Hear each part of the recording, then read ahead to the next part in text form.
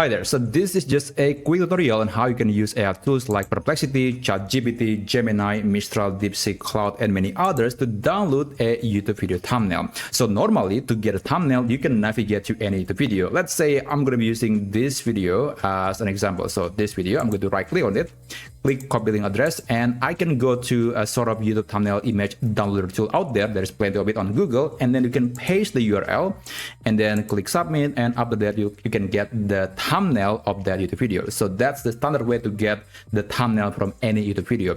But again, you can use popular AI tools like Perplexity, Gemini, etc. to get a thumbnail, and here's how you can do it. And the prompt is so simple, you can even memorize the prompt. So this is the prompt: generate a clickable download URL from thumbnail from this YouTube video. Just give me straight answer, no comment, and then you can provide the URL of the video. Let's say I'm going to be using this video as an example again. Just copy the link and just paste that into the text area and send the message.